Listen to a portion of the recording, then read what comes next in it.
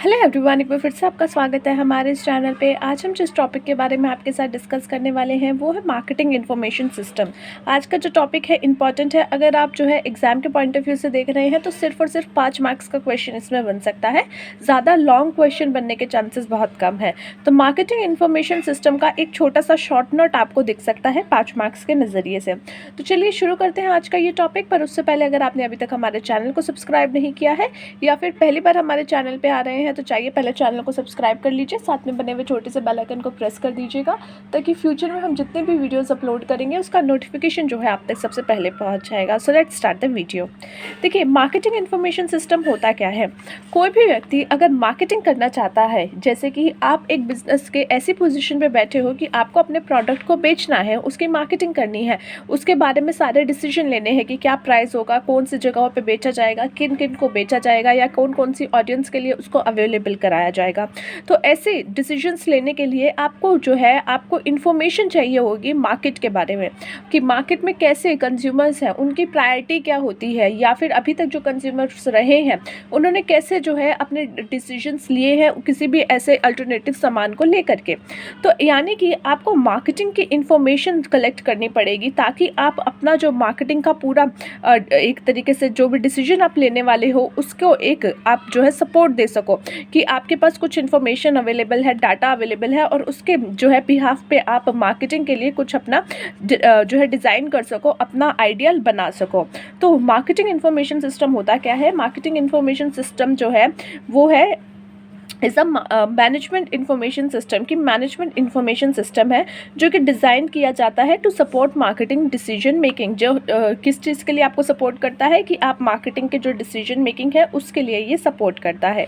जॉबर ने इसको डिफाइन किया था, system in which marketing data is formally gathered, यानी कि ऐसा सिस्टम जहाँ पे मार्केटिंग का डाटा जो है फॉर्मल तरीके से, इनफॉर्मल नहीं कि तूने क्या लिया तूने क्या किया, नहीं, पूरा एक प्रोसेस के तौर पे जो है मार्केट से डाटा जो है आप गैदर करते हो, इकट्ठा करते हो, उसको अपने पास रखते हो, फिर उसका एनालिसिस करते हो और फिर अपने मैनेजर्स को देते हो कि भैया देखो ये एक जो है क्रक्स निकल के आया है। और उसके बिहाफ पे, उस डाटा के बिहाफ पे जो है उनके मैनेजर्स क्या करते हैं, मैनेजर्स जो है अपना डिसीजन लेते हैं कि किस तरीके से हमें किसी प्रोडक्ट की अब मार्केटिंग करनी है।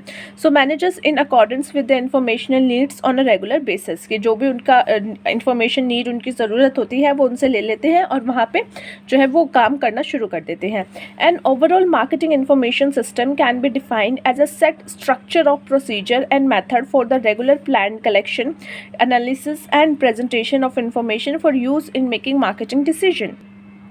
क्या बोला गया है कि अब जो एक पूरा ओवरऑल मार्केटिंग इन्फॉर्मेशन सिस्टम है इसको आप इस तरीके से भी डिफाइन कर सकते हो कि ये एक सेट स्ट्रक्चर है, यानी कि एक पहले से ही तय किया गया है कि किस तरीके से पूरा जो है इसका एनालिसिस किया जाएगा, किस तरीके से कलेक्शन किया जाएगा।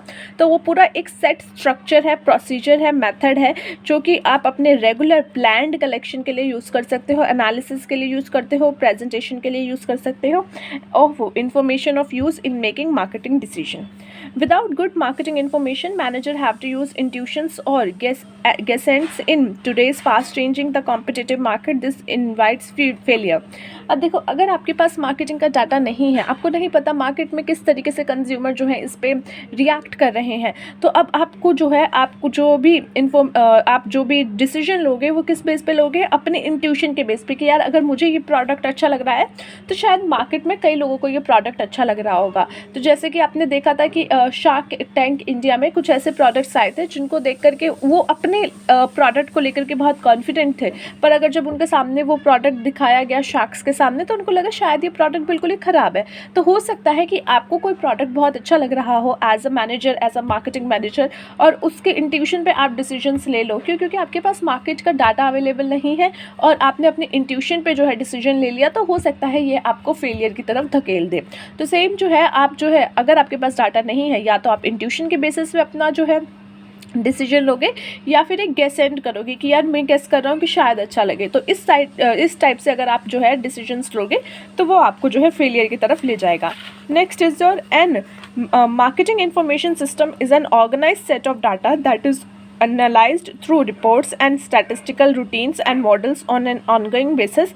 The data are transformed into information that allows the marketing managers to make better decision and perform better planning and budgeting. सब वही चीज़ें लिखी हुई हैं कि मार्केटिंग इन्फॉर्मेशन सिस्टम क्या है, एक ऑर्गेनाइज सेट ऑफ डाटा है जहाँ पे एनालाइज किया जाता है, रिपोर्ट्स बनाई जाती है, स्टैटिस्टिकली रूटीन्स बनाए जाते हैं और ऑन गोइंग बेसिस पे, ताकि जो है उसका ट्रांसफॉर्म करके इन्फॉर्मेशन को वो जो है मार्केटिंग मैनेजर उसको यूज़ कर सके और बेटर डिसीजन के लिए उसका जो है यूज़ कर सके। अब बात करते हैं components of marketing information system. कौन कौन से कंपोनेंट्स हैं जहाँ से आपको मार्केटिंग इन्फॉर्मेशन सिस्टम मिल सकती है?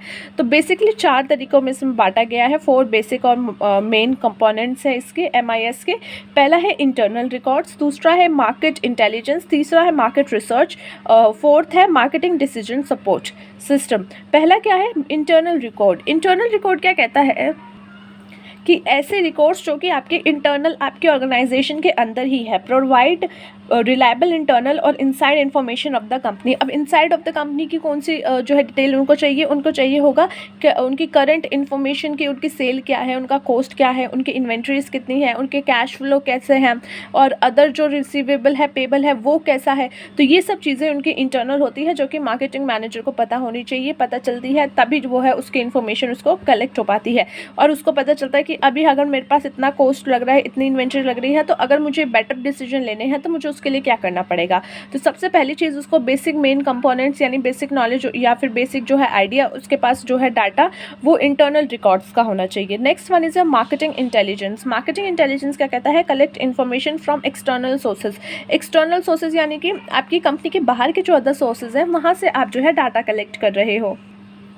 अब इसमें कौन कौन से कैसी रिपोर्ट्स आती हैं, यानी कि ये जो है एक ऐसी इन्फॉर्मेशन आपको प्रोवाइड करता है कि जो आपके करंट मार्केट का क्या इन्वायरमेंट है, उनकी क्या चेंजिंग कंडीशन है मार्केट में, और ये इजीली आप जो है एक्सटर्नल सोर्सेज से कलेक्ट कर सकते हो, जैसे मैगजीन हो गई, ट्रेड जर्नल्स हो गई, कमर्शियल पेपर्स हो गए। तो इस तरीके के जो आपके सोर्सेज होते हैं यहाँ से आप मार्केट के अदर इन्फॉर्मेशन ले सकते हो। साथ ही साथ जो सेल्समैन की रिपोर्ट होती है उसमें भी कुछ आपको इन्फॉर्मेशन मिल सकती है कि मार्केट में क्या ट्रेंड चल रहा है। कैसे? क्योंकि सेल्समैन जो अपनी रिपोर्ट बनाता है कि हम ये प्रोडक्ट देने गए, हमने ये प्रोडक्ट्स दिखाए और ये वाला प्रोडक्ट फाइनल हुआ, या फिर वो बताता है मार्केट में जो है लोग कैसे रिएक्ट करते हैं। तो इसीलिए जो है उससे भी आपको पता चल सकता है कि मार्केट में लोगों की क्या जो है अभी सोच चल रही है या फिर क्या उनका लाइक डिसलाइक चल रहा है।